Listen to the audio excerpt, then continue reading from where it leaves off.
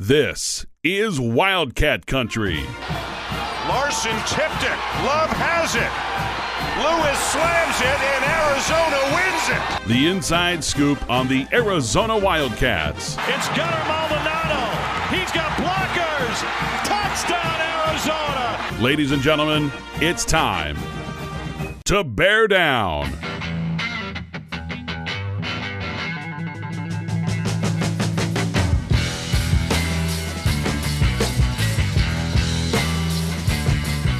Welcome to another edition of Wildcat Country presented by Harrah's Auction Casino. Eric Cohen and Shane Dale, and for the first time since early October, we're talking about an Arizona football loss. And I can't say that I'm overly surprised, Shane, but before we get into everything, let me just say this.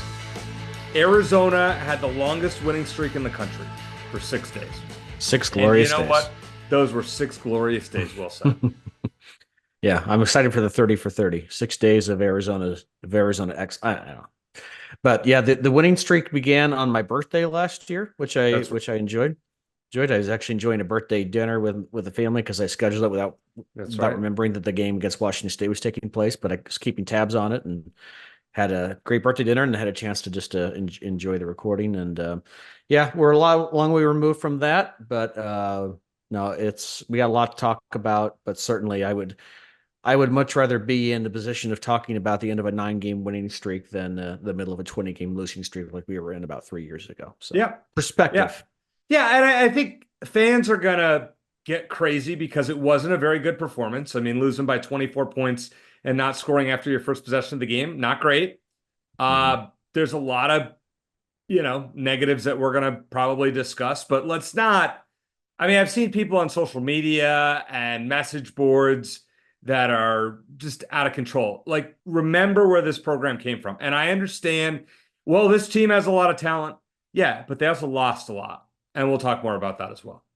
Yeah, no, I got a lot to say. I looked at the rundown. It's going to be a good show. Looking forward to it. And it's time for it's kind of like a celebration session when we win, and it's a therapy session when we lose. And this is definitely going to be the latter this time. Well, the Professor Matt Moreno will join us later in the program to give us his thoughts and make a few college football picks, non-U of A edition, since the Wildcats do not play this weekend. Shane, do we have any standouts before we get to buy or sell? Well, I mean, on the football side, I mean, it's shooting fish in a barrel, but T-Mac, the Lone Star, the outstanding in the Kansas State game. It was good to see him get back on track after not doing much against NAU, but not a lot of positives from the K-State game, obviously. But beyond that, let's just talk Arizona volleyball for a second, okay? They're 9-0 to start the season. The Jalen Hodge had 20 kills in Arizona's win over New Mexico State on Saturday. So Coach Stubbs has that program going in the right direction. Arizona had a pretty good volleyball team back when we were there, Eric. You remember Kim Glass and Bree Ladd, the future Mrs. Luke Walton. So it's good to see that program off to a great start. But, what I like about the Shane Standouts segment, which we haven't done in a while, and when I say a while, I mean a few months, is we get to talk, give a shout out to the non-football, non-men's basketball student athletes who were stars on campus, and glad we're starting to do that again. And we will definitely continue to do so as the 2024-2025 Arizona Wildcats season rolls on. Pretty cool to hear about the volleyball team's success, and keep it going. All right. We're a volleyball school now, Eric. That's right. Well said, Shane. This is Buy or Sell presented by our friends at Ice Shaker. Go to iceshaker.com, use promo code Wildcat Country, capital W, capital C, and get $5 off your first purchase. After you do that, please mention Wildcat Country in the post-purchase survey, and Shane and I will be very happy with you. We'll have Chris Gronkowski back on at some point here soon. All right, Shane, let's get right into our therapy session. Number one, this team is broken, the offense is inefficient, and the defense can't tackle, so expectations for the rest of the season should be revised much lower. Buy or sell? All right, so bear with me on this one. Okay. I'm going to sell the idea that the team is broken, but I will buy that expectations should be revised down. Yes. I think, Eric, and we've seen this on social media like you talked about, I think Wildcat fans right now are going through a bit of a grieving process. They're grieving the official end of the Jedd Fisch era. And what I mean by that is, Jedd, obviously he left months ago, but it's apparent now that Arizona is not going to simply hop from one coaching staff to the next and pick up where it left off. And that was probably never going to be the case in hindsight. This is not a college football playoff contender we've seen. It is not a Big 12 championship contender either, and it is not a top 25 team, and officially not a top 25 team as of this week. Now, Brent Brennan, he did such a good job retaining some of the top players from the Fish era that many of us thought that could happen. They could pick up right where they left off. But what we're seeing is Arizona just doesn't have the level of talent that, say, obviously Alabama has in the post Nick Saban era to overcome the difficult transition that comes with change and a new head coach, new assistants, new strength and conditioning coaches, all of those things combined, which are a big deal. Now, some people have already jumped off the Brent Brennan bandwagon. They've already taken long leaps off there. We've seen it. They were convinced already it was a mistake to hire him, etc. I think that's all extremely premature. Agreed. I still think he'll do well in Arizona long term, but there's not enough evidence either way yet on that, whether I'm right or whether people are right that say he's not the guy. When you have a new coach, it's sort of like a photo that slowly comes into focus, and we don't have the whole picture yet simply because it takes longer than 3 games to get to. With that said, I do share concerns about Dino Babers. I don't think all the issues on offense are his fault by any stretch. I think a lot of it has to do with what's going on up front, but I think his play calling has been uninspired, to put it nicely.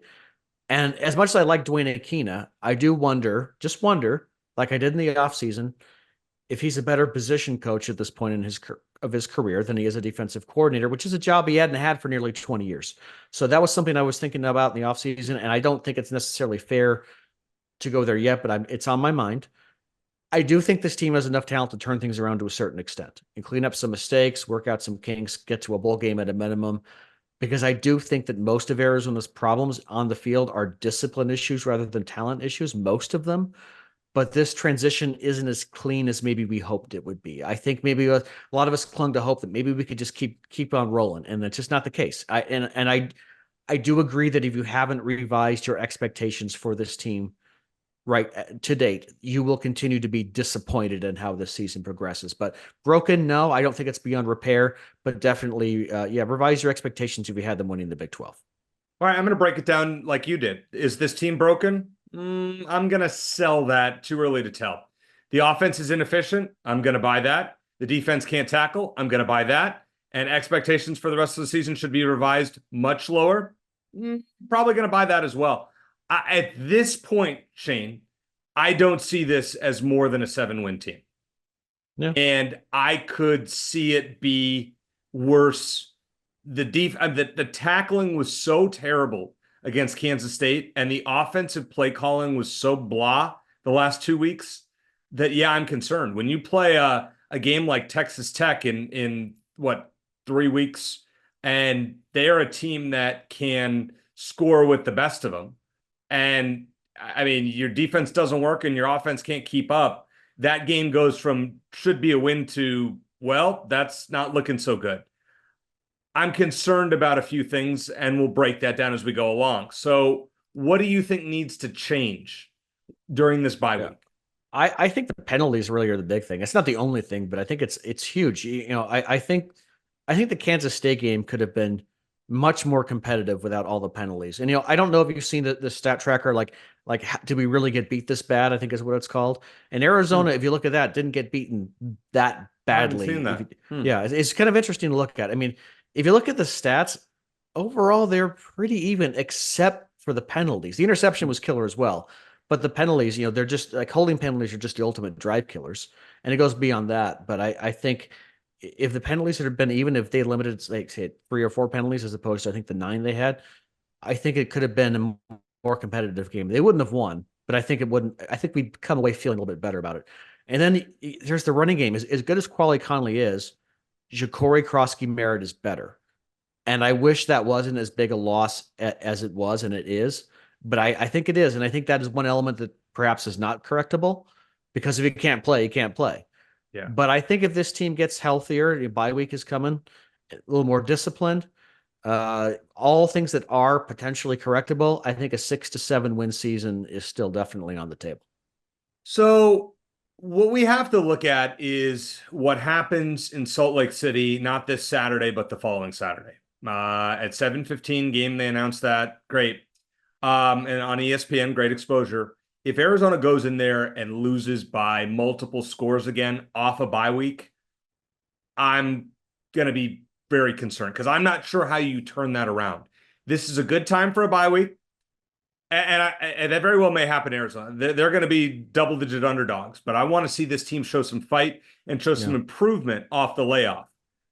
If not, then we go into Texas Tech. Basically, I saw someone say earlier today that if the Texas Tech game is kind of the defining game for the rest of the season, where you're probably going to be 2-2. We all expected that. If you don't win that, and you go to 2-3, then you're at BYU, and then you risk a losing season, and then the fans are just gonna. I mean, Arizona Stadium will be empty, and there goes all the momentum from last year's gone. I think there's a chance that things will get a bit worse before they get better. I think they will get better, and I think they'll get better this season. I still think that they'll finish at least 500.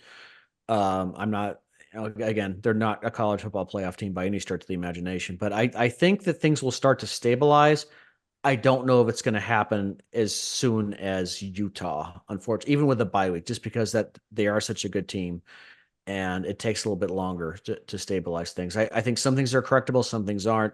But I think there's enough talent on this team for a 500, maybe a little bit better if everything goes right. But it's going to take momentum. Fixing everything, not just in game, but week to week, takes time. And I don't think Arizona's going to have everything lined up by the time they hit Rice Eccles Stadium.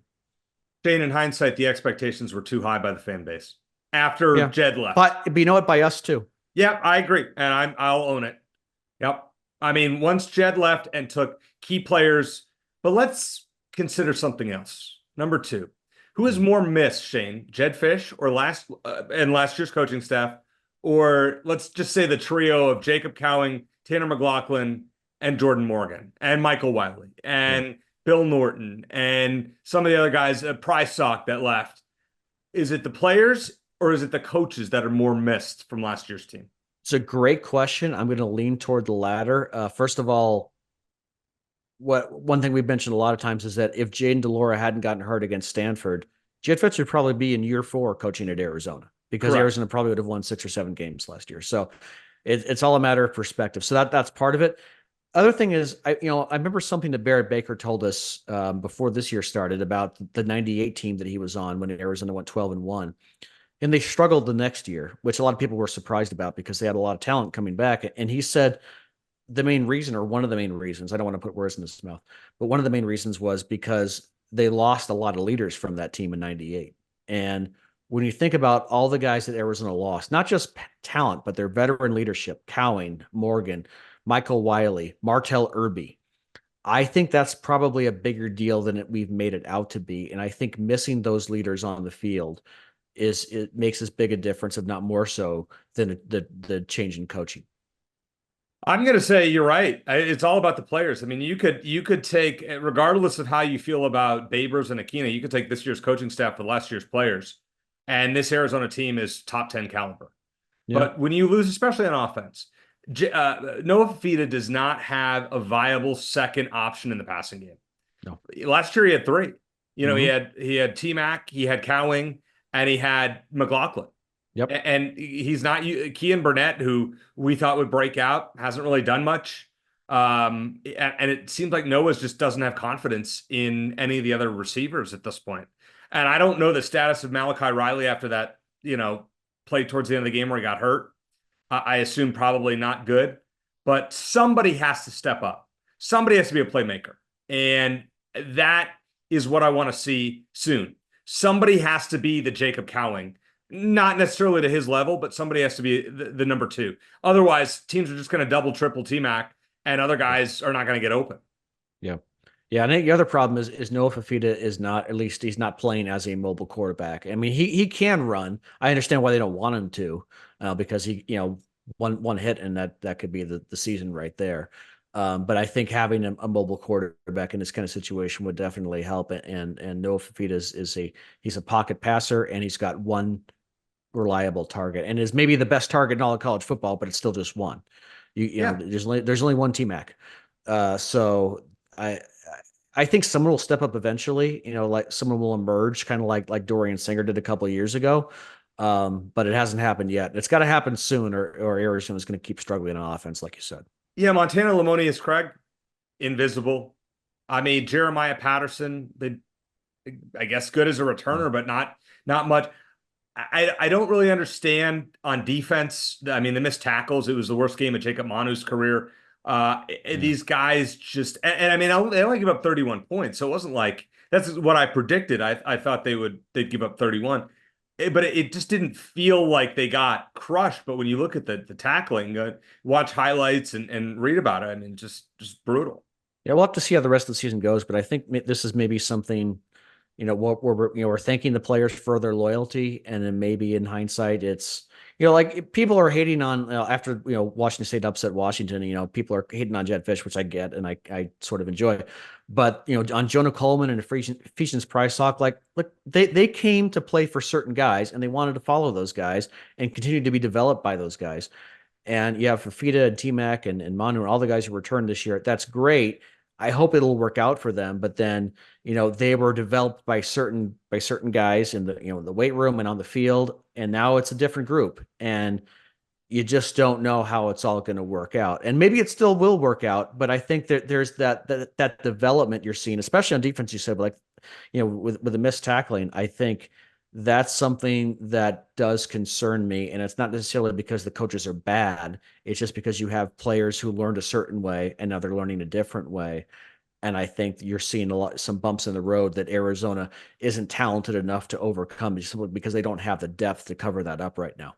Yeah, and I don't understand the coaching staff from an evaluation standpoint. Bill Norton tried to stick around here, and they were gonna potentially demote him to second team. Like, what?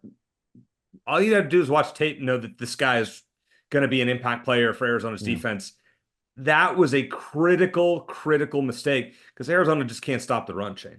Yeah, they could use a guy like Norton right now for Yeah. sure. Yeah, and they can't stand the run. They can't stop the run, and more specifically, they can't stop mobile quarterbacks, which is going to be tough because Arizona is going to face plenty of them the rest of the season. So, if Arizona was to play ASU on a neutral field right now, who would you pick to win? I don't think ASU is more talented than Arizona, but I think they're putting it all together better right now. So as of now, if that game were next week, which would be weird, especially on a neutral site, but if it was, I think ASU would probably win because they're playing better right now. I think a lot of that has to do with first finding a good quarterback, which ASU has now. Speaking of dual threat quarterbacks, and then the difference I think between a program in year 2 versus year 1 is massive. Like that's Brent Brennan talked about the difference between game 1 and game 2, making a big leap. I think it's the same thing with year 1 and year 2. You have a system in place now at ASU. ASU has more stability in its coaching staff. We obviously know the leap that teams can make from year 1 to year 2. 1 win to 5 wins with Jed Fish. Mm-hmm. ASU wasn't as bad last year as Arizona was in 2021. So again, I think talent-wise, Arizona has more of it, and given the time to put it all together, then maybe we're talking a different story when they actually play in Tucson. But right now, I think ASU is playing as the better team, even though I don't know that if the talent matches up with Arizona's. If that makes sense. I'm very concerned about the bet I made with my buddy that we talked about months ago, where I said that Arizona would have at least 6 wins or 7 wins, and ASU would have less than 6. And thus far, ASU is already halfway there, and Arizona is. I would be concerned too, especially about the ASU one. Well, we split it. If Arizona gets to 7 wins, at least we split the bet. Okay. So it's fine. Right. I feel better about that one than the ASU bet at this point. I'm concerned. And we knew the schedule was going to be tough. I don't know if Kansas State is that good. We'll pick their game against BYU later in the show. But that was the way Arizona lost. After going down and scoring in the first possession, they looked great. Long drive, great. And then just kind of going invisible the rest of the game. I never would have seen that coming. By the way, this is the first time that Arizona's been blown out in, it's been a while. 2 years, basically. Every other game was fairly close. Yeah, and it was tough because, they start off the opening drive and punch K-State in the mouth, and then that's it. But, one more thing about the coordinators, I think if we wanted to take bets, it's still very early, obviously, but if you wanted to take bets on which coach is most likely to not be here next year, Babers is at this point would probably be the odds-on favorite. And again, I like Akina, but part of me thinks that he was retained mostly just to keep the defense intact versus whether he's actually the right fit for the role. But keep in mind, 2 years ago, remember on this show, we were seriously wondering whether Johnny Nansen was the right guy for the job. Correct. So sometimes sometimes things just take time. And again, I don't want to be that knee-jerk reaction guy, but these thoughts, I think it's fair to have those thoughts creep in your head. What if maybe is Brent Brennan the right guy? Is Dino Babers still is he a good play caller? Is Dwayne Aquino the right fit? I think it's fair to ask those questions. I don't think any of those questions have been answered yet. But certainly my biggest concern, I think I share with most fans, which is the unimaginative play calling that we're seeing on offense. From a coaching perspective, that's my biggest concern right now. Yeah. Well, against Utah on the 28th, that will be, I think, a big test, Shane. I really think you have to play them close. I don't think Utah, in watching Utah with Rising or without Rising, I just don't look at them and say, wow, that's a dominant team. We'll pick them against Oklahoma State this weekend or later in the show. Yeah. I don't look at them and say that's a dominant team that's going to blow Arizona out by 40. They better play they better play a lot better than they did against Kansas State, or I'm going to be very concerned. Yeah, if Arizona goes to Rice Eccles and loses like 34-31 or something like that, I think we'd all feel pretty good about it, unless they found a creative way to blow the game at the end. I think we'd be, okay, finally headed in the right direction, bring on Texas Tech and see if we can get back in the win column. All right, let's put the therapy session aside for the time being. The Pac-12 is back of sorts. I mean, they added a few teams. They're up to 6 now. Arizona should consider making the move to join this new or old conference. Buy or sell? I'm going to sell it. I think it would have been fine if the Pac-12 had added, in its previous form, would have added a couple of those teams and stayed together. I would have been in favor. That would have been my preference versus joining the Big 12. But now that you're there, I think you stick with the Big 12. I think geographically it's not quite as good a fit, but it makes more sense than the West Coast schools, like the actual teams on the coast going to the Big 10. So I don't think it's a bad fit geographically, and from basketball perspective, I like it. And then it's just hard to say I think it's just hard to say that you're a power school or a power conference when you have, I mean, Boise State is obviously very good, but then you look at Colorado State and some of the other schools. No, I at this point, I think Arizona ought to stay put. It's a shame that you couldn't have just, when UCLA in Colorado and USC announced that they were bolting, that we couldn't have just added those teams and been done with it. But now that I think that ship has sailed, I think Arizona is all in on the Big 12, at least for the foreseeable future. I think the best case scenario long-term for Arizona, and honestly, and we'll talk about this many times, I'm sure, is if you watch, at some point, Stanford and Cal are going to go to the Big 10. I would think. And while they're forming a Western division, if they added Arizona and ASU and had 8 teams in the West, kind of like the old Pac-12 or the old Pac-10, minus Oregon State and Washington State, I'd be okay with that. I would like to see. Yeah. I would kind of, let's say it went to 32 team, whatever it is. Who knows? That's what I want to see. Yeah, it's just kind of funny because it might end up where basically you have these consolidated conferences, but you have the divisions, which are, like essentially the Pac-12 and the Big 12. So you end up back where you started, just in a different name. We could end up there in 5 or 10 years. But yeah, as far as going back to whatever the Pac-12 is going to look like in a couple of years now, I think that's over and done with. So we'll have our buddy Mike Kintner from Harrah's Auction on the show, I believe, next week. But please remember, hey, Wildcat fans, do you want to win a brand new car? It's time for your chance to drive one away. Harrah's Auction Casino is celebrating its 30th anniversary with the Win Your Wheels giveaway. This is your chance to win a new car. Just play your favorite slots at Harrah's Auction using your Caesars Rewards card on the last Saturday of each month to win your wheels. That's next Saturday, the 28th. So you can go over to Harrah's Auction and watch the Arizona-Utah game and potentially win a new car. The more you play, the more entries you'll receive. Harrah's Auction Casino, play for all. So remember, check that out. Good place to go, potentially watch a game. And Shane and I will be out there. We're trying to finalize maybe November 2nd against UCF. So we'll kind of try to figure that out and have some more details in October. Coming up next, get your classes ready to be in session. Get your pencils ready. It's the Professor, Matt Moreno, here on Wildcat Country.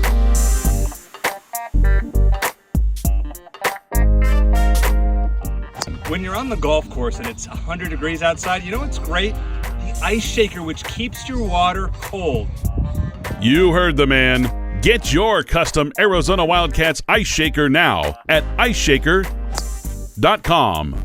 All right, Shane, the pen is in hand. The professor is here and class is in session. Matt Moreno from Rivals.com joining us. We have you on so often. I think this is like your 21st time, so glad to have you back. All right, your thoughts on Arizona football 2024.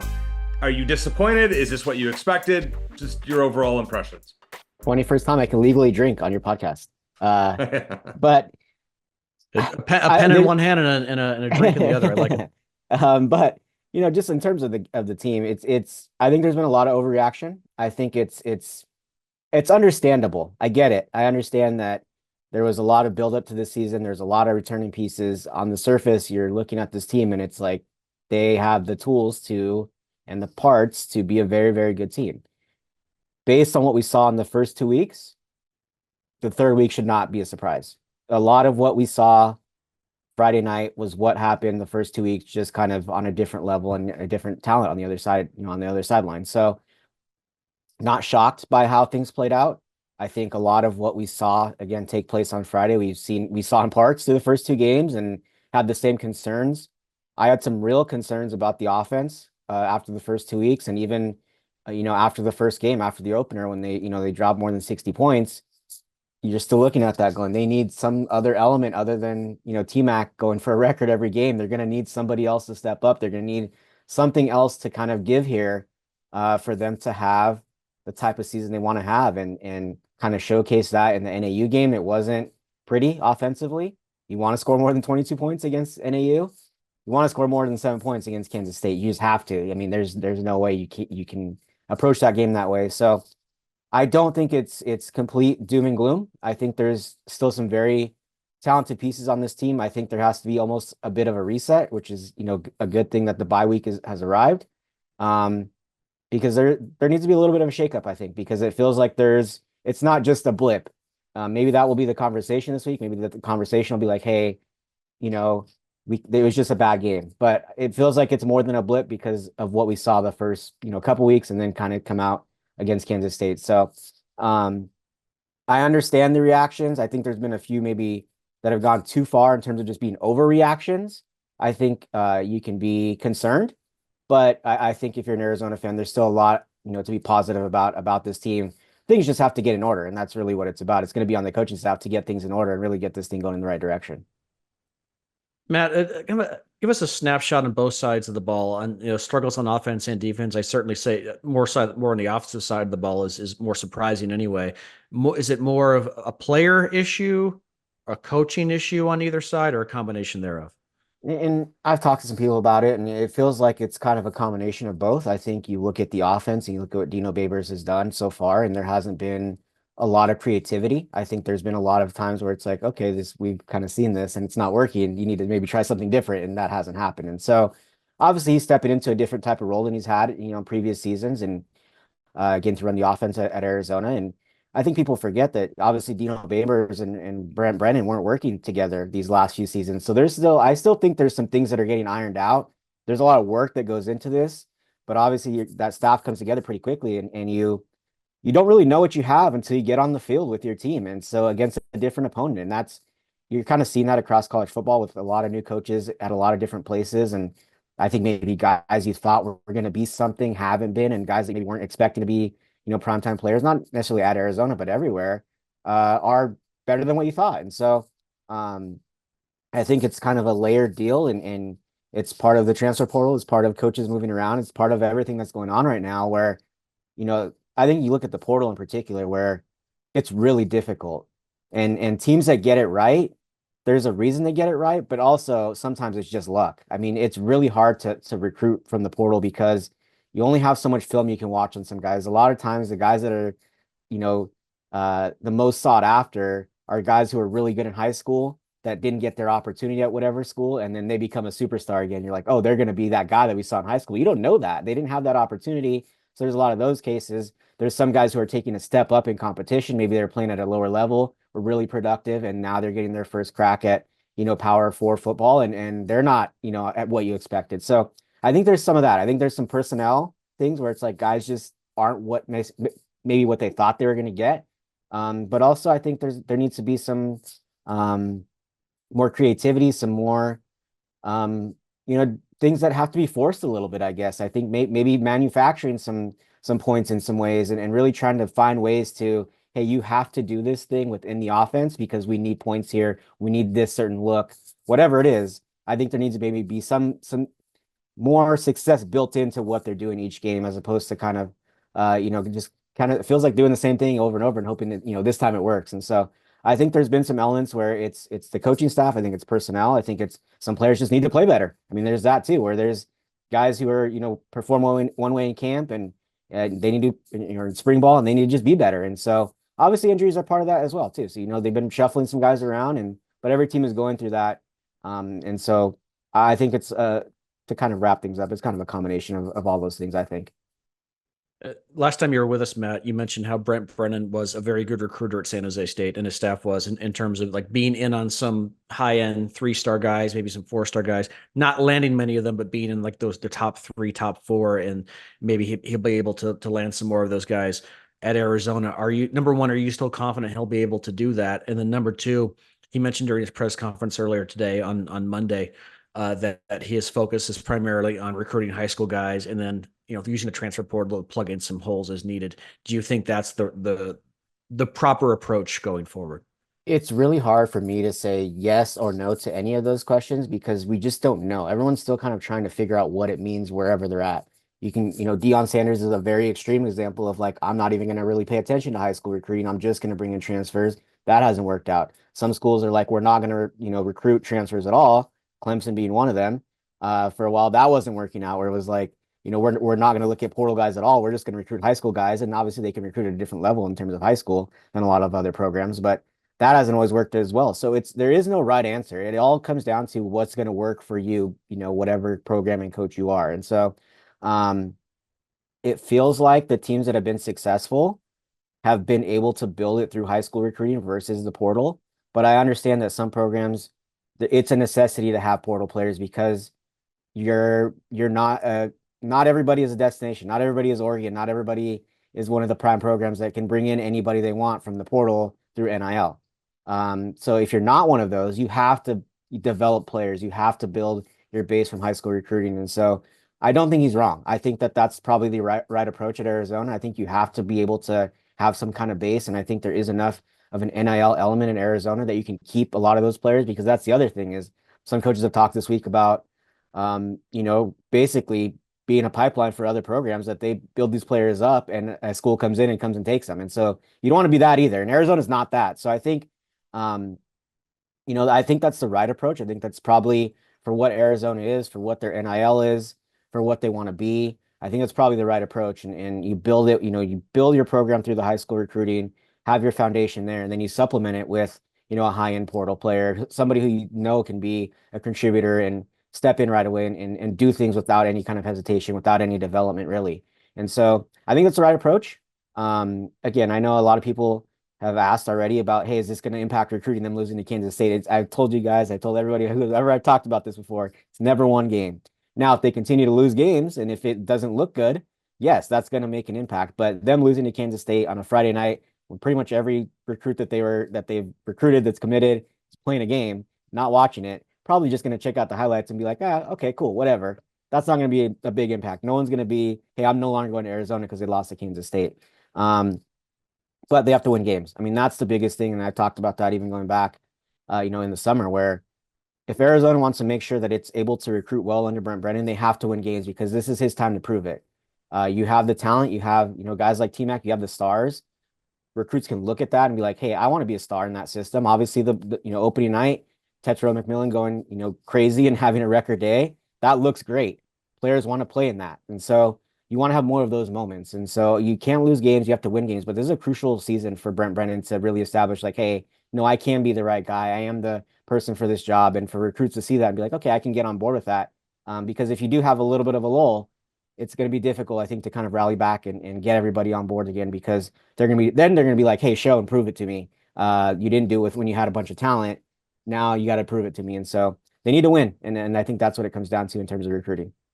Matt, you were really high on this team going back to January, December. have your expectations significantly changed at this point based on the play you've seen on the field?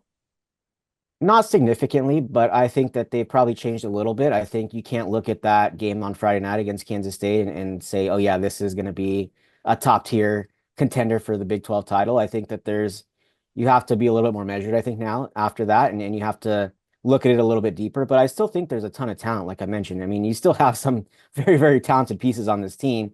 It's more about just them figuring it out and playing better. And so I think it would look a lot different and feel a lot different if you looked out there and you're like, man, they just don't have anything. But I don't get that sense. Like I look out there and I'm like, they have players, they have guys, they need to get healthy and they need to play better. But it still feels like the talent is there. And so I'm not ready to jump off jump off that train and be like, hey, no, they're not going to be what we thought. They have the chance. I mean, they have to get some things figured out, and it's a crucial time for sure. And I think it's probably better to have this little hiccup here in the beginning of the season because it gives you an extended amount of time to really get better and improve things. But it has to start getting better. And I think they need to start really showing some progress as they come out, this bye week and get into the next few games.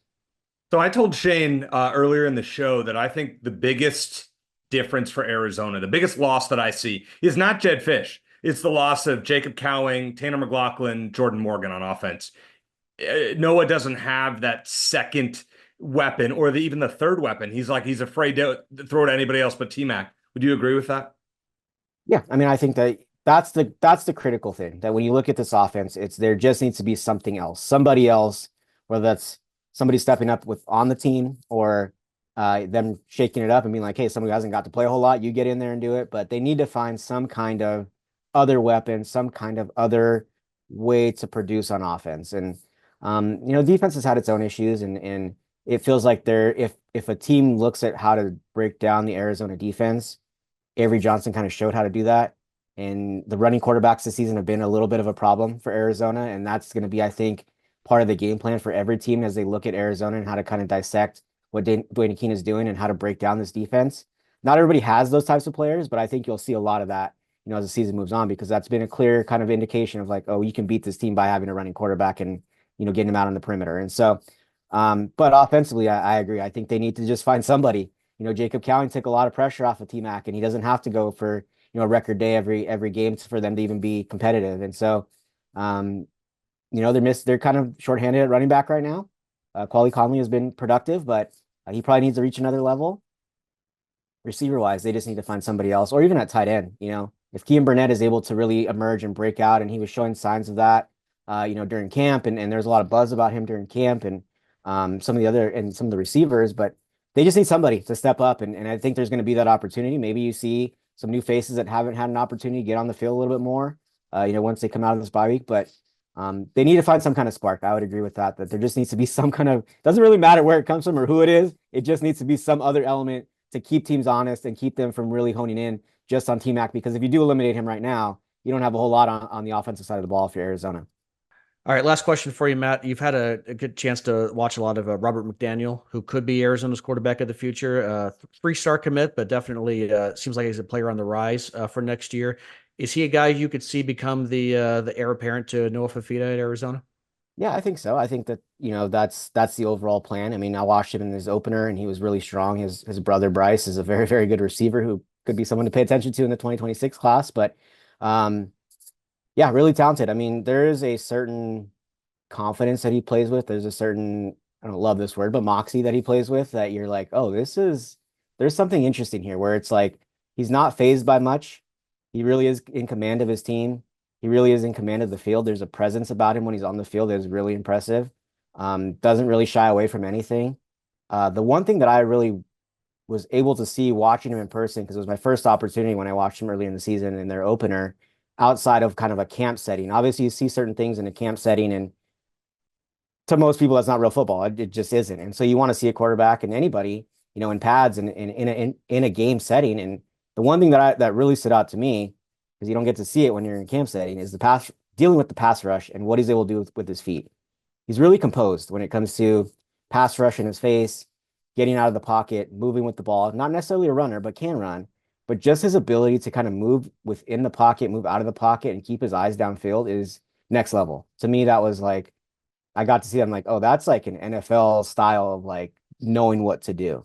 And so that's what really stood out to me. There was one throw that he had that really great play by the defensive back, actually. But if he would have made it, I was like, that would have been like maybe top 5 throws I've ever seen from a high school recruit in a game. I mean, it was a deep ball, pressure in his face, escaped, would-be sack, got out of the pocket, head downfield the entire time, eyes downfield the entire time, and just threw a rocket.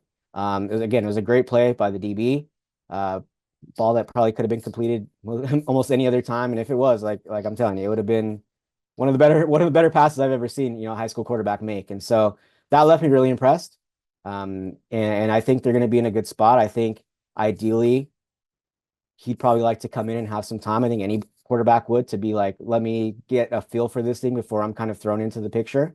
But if, Noah Fafita returns and is back next season, and Robert McDaniel, who's expected to arrive on campus in January, gets a spring under his belt and gets a year and a half, or whatever, a year in the system, and then gets to step on the field, I think he'd be in a really good spot. So I could see him being, a guy that's a multi-year starter, because again, he has a lot of talent, really composed. And like I said, there are definitely some elements that I saw during the offseason that showed up in the games where I'm like, you see that in next level guys. There's decision-making, just certain little elements of his game that you're like, that has some next level qualities, and he could potentially be a pro one day. And I think that's kind of where the baseline is, and that's where you start, and it's about developing those skills. But I really like him and really like what he brings to the table. All right, one final question for you, / prediction before we bring you on for the final segment to do picks with us. Arizona's record at the end of this year, if you were to make a prediction today, what do the Wildcats finish? 8-4. Okay, all right. Hey, I'm feeling optimistic. Let's see if Matt is as good at making picks as he was on this segment, and always on Wildcat Country.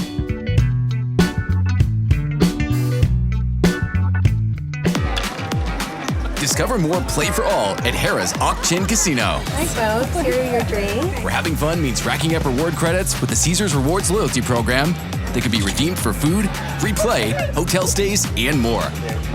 Not only here in the city of Maricopa, but also at more than 50 Caesars properties coast to coast. From Harrah's Las Vegas to Caesars Palace in Atlantic City. What are you waiting for? Play for All at Harrah's Auction Casino, the official sponsor of Play. All right, Matt is going to stick around. Fortunately, the professor is going to teach us a thing about making picks here. Now, Barrett Baker taught us a thing last week, Shane. He smoked us, got 6 points, and you and I each had 3. I'm very thankful, Eric, that you're making Arizona 2 points. Otherwise, I'd be in a heap of trouble right now. Yeah, well, you're just picking against them every week. Right, well, it's working. So our guests have 14, I have 13, you have 12. Let's do it. So remember, 1 point for a spread pick, 1 point for an upset special cover, and 1 point if they win outright this week. I had Memphis that won outright. Barrett had UNLV that won outright last week. All right, let's start with our upset special. Shane, we'll start with you. Who you got? I'm going to take Minnesota over Iowa. Minnesota is, I believe, a 2.5 point home underdog, but they have shut out their last 2 opponents. Granted, no one challenging, but combine that with Iowa's general inability to score, and I like the Gophers to win a low-scoring game at home. All right, Matt, what do you got? Well, I'm going to do a favor for Arizona fans. I like Northwestern against Washington. Wow, how about that? They have a good defense. Washington coming off the Apple Cup loss. Maybe you would say, well, Washington's going to bounce back. They need to get this win. Big Ten play. I'm going to do the special for Arizona fans. I'm going to go Northwestern over Washington. I'll tell you what, Jed's not going to get the Florida job if he keeps losing like that. That's for sure. 10.5 point favorite. How about that? All right, let's start with a Friday night game. Wait, I forgot my pick. How about Michigan State +7 at Boston College? The Spartans undefeated. They haven't looked amazing, but they won at Maryland. And they play Ohio State next week. It would be fun to see 2 4-0 teams. Jonathan Smith doing a fairly good job there. So let's roll with Michigan State +7 at Boston College. All right, how about a pair of ranked teams on Friday night? Illinois is at Nebraska, who is favored by 8.5. Matt, we'll start with you on this one. Something's telling me Illinois. Like I'll take the points, and I like Illinois in that one. Nebraska was definitely, has been impressive at points this season, but I like Illinois in that one. Shane? I'm going to go the other way. I'm going to take the Huskers. They're off to a great start. They demolished Colorado in week 2. Defense looks like the real deal. They're a well-rounded offensive team, so give me the Nebraska to win and cover at home. I'm going to take, if you watch Wednesday's Early Edge when on CBS Sports Network, I'm taking the under in this game, but I like Illinois. Solid plug. Thank you. Thank you. I'm taking the under. Give me Illinois to lose by a touchdown at 8.5, just too much there. All right, here's a game that I like putting West Virginia games in there because Shane was big on West Virginia to start the year, and they stink. Sorry, Shane. This is a Big 12 matchup. We got to start picking Big 12 games here. Kansas at West Virginia, who is -2.5. Shane, your beloved Mountaineers, what are you doing here? Beloved, yeah. How stubborn should I be with West Virginia? I'll keep it simple. I think West Virginia plays PO'd after what happened against Pitt, blowing that game in the last couple of minutes. They're at home. I'm going to take them at least one more time to win by at least a field goal, which means they'll cover. Yeah, Kansas, I'm not really impressed with them. I'm going to take them as well. Matt, how about you? This is tough, but I think I'm going to go West Virginia. I want to go Kansas just because I haven't loved West Virginia this season, but I think I'm going to go West Virginia. All right, so this game is an interesting one. The line is kind of switched around. Originally, it was when I saw it was Oklahoma State -3. Now it's Utah -1 at Oklahoma State. Battle of ranked teams. Matt, you'll start with this one. What do you think? It's an man, this is going to be that first kind of big, like I guess Arizona, Kansas State was kind of the first big, even though it didn't count, Big 12, Pac-12 kind of newcomer challenge. Yeah. But man, it's hard to pick against Utah. I like what they bring to the table. I know they've had their injury stuff, but it's hard to pick against Utah. I'm going to go Utah. Shane. Yeah, that line certainly suggested Cam Rising is likely to play. I would think so. Yeah. I think this is my Big 12 championship game preview, and before the season, I picked OK State to win that game if it comes to it. But I think Utah is a little better right now if Cam Rising plays, and I'm going to proceed as if he will. So I'm going to take Utah. So I kind of want Utah to win this game because if they lose, that means Arizona has absolutely no chance going to Salt Lake City next. I mean, Shane, I know what you're already thinking. Nonetheless, I think Oklahoma State wins this game. I'm taking the home team. Something like Oklahoma State is undefeated in their last 9 games. I'd have to look at the stat again at home against ranked teams. So something like that, I'm going to roll with Oklahoma State there to pull the minor home upset. All right, how about USC is a 5.5-point favorite at Michigan? Who would have thought that, Shane? What do you think? Yeah, as much as I hate to pick USC in general, I haven't seen anything impressive from Michigan so far. USC had an impressive season opening win. They routed Utah State. And they're just a better team right now, so I'm going to take them to go into Ann Arbor and win. Probably not as comfortably as Texas did, but enough to cover the spread. All right, Matt. Yeah, quarterback change for Michigan. USC kind of feeling pretty good about its defense right now. I'm not sold on that defense just yet. I think I know they had the shutout of Utah State, and they're feeling good about what they did against LSU. But I'm going USC. Yeah, I just don't see how Michigan's going to score more than 2 touchdowns. I simply they just offensively they've been a disaster, averaging a little over 150 yards passing per game, and that's not going to cut it against USC, whose defense looks definitely upgraded over D'Anton Lynn. So I'm going with the Trojans to laying the 5.5 points. How about Baylor at Colorado? Now, Colorado's a 1-point favorite here. I know we all want to pick against Colorado. I'm taking him here. I'm not sold on Baylor, especially if DeQuan Finn, their quarterback, is out. Matt, what do you think? I'd agree with that. I think Colorado has a little bit of momentum. They're feeling good about, coming off the Rocky Mountain Showdown with a win, kind of building a little bit more momentum here. I'm going with Colorado. Shane. Yeah, it's kind of a weird line. You would think with that kind of line, Colorado might be on the road. Not that they're that good, but I think this could be one of the uglier games of the weekend. Entertaining, but ugly. Colorado's not that good, but they are at home. They've got the better quarterback, so I'll go ahead and take the Buffs. All right, we're in agreement on a lot of these. All right, here's a big one. The Saturday night primetime game. Tennessee is a 7.5-point favorite at Oklahoma in the Sooners' first SEC game. Matt, what do you say? I think it will not be a good opening game for Oklahoma in the SEC. I think they'll kind of get a rude awakening and be like, no, we want to go back to Big 12. But I'm taking Tennessee. I like Tennessee in this one. Shane? Yeah, this is probably the toughest line of the weekend, at least among the games that you have here. And I'm kind of tired of taking road favorites with the points. Tennessee hasn't really played anyone yet, but I think they're the better team, and OU just hasn't found a rhythm yet, despite being 3-0. I went back and forth on this. This is kind of a last-minute change, so I'm going to take Tennessee to win, but I'm going to take OU to cover. I just think that's a few too many points on the road. Shane, I know that they were playing, I think it was Kent State last week. They're up 37-0 after the first quarter and held their opponent to -31 yards.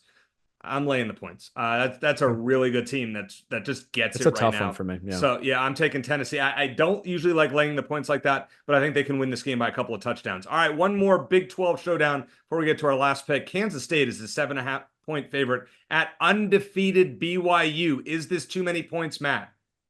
I think so. I'm not fully sold that Kansas State is the exact team that we saw them against Arizona. I don't. I think they're good. I think they're a solid team. Going to BYU, it's tough. I'm going BYU. Shane? Agree with Matt. This might have been my upset special if it wasn't on your list. K-State's a good team, like we saw. BYU's been a bit surprising, and I think this is the kind of game that a good but not great team like K-State can maybe feel like a bit overconfident going into. So I'm going to take BYU to. I don't know about winning, but I'm going to take BYU to cover. I'm taking Kansas State to cover this spread, the 7.5-point spread. I think BYU is playing over its head. I don't think they are nearly as good as their 3-0 record indicates. I think Kansas State wins this game by 10+. All right, finally, ASU is a 3-point underdog at Texas Tech. Shane, you have been accused of being, you wrote books about ASU, not like a sleeper ASU supporter. Well, A sleeper agent. Yeah, I can't really say that. How do you feel about this? Oh, that's fine. Well, look, I don't think ASU is quite as good as its record, but I don't believe in Texas Tech. I can't get over that 1-point overtime win over Abilene Christian to open the season. So ASU is playing well, and I think they're going to come down to earth eventually, but I don't think it happens this weekend because Texas Tech just isn't very good. I think ASU, I like them to win outright. I think they stay undefeated for one more week. Matt? I don't want to pick ASU, but I just don't have any faith in Texas Tech. I just don't think they're very good. I think ASU has built some momentum and feels pretty good about where it's at. I agree they'll come back down to earth at some point, but I don't think it'll be this week. I'm going to pick ASU. Don't necessarily want to, but that's what I'm going with. Yeah. If ASU wins this game, they should be ranked. When you win 2 games consecutively on the road and start 4-0, I don't think they're that good. Texas Tech's offense is for real. I'm not buying the ASU defense. I think Texas Tech wins this game by at least a touchdown. Let us hope. And I'm not trying to be a homer with that pick. I mean, what the Sun Devils have done right now, as I said earlier in the show, Shane, I think ASU is better than Arizona as of right now. As if they were to play on a neutral field right now, I said that we don't need to rehash it. Send all your hate to Eric instead of me this week, Arizona fans. Please. You heard it right here. All right, I want to thank the Professor Matt Moreno for joining us. For Shane Dale, I'm Eric Cohen. Thanks for listening to our Wildcat Country therapy session. And as always, bear down.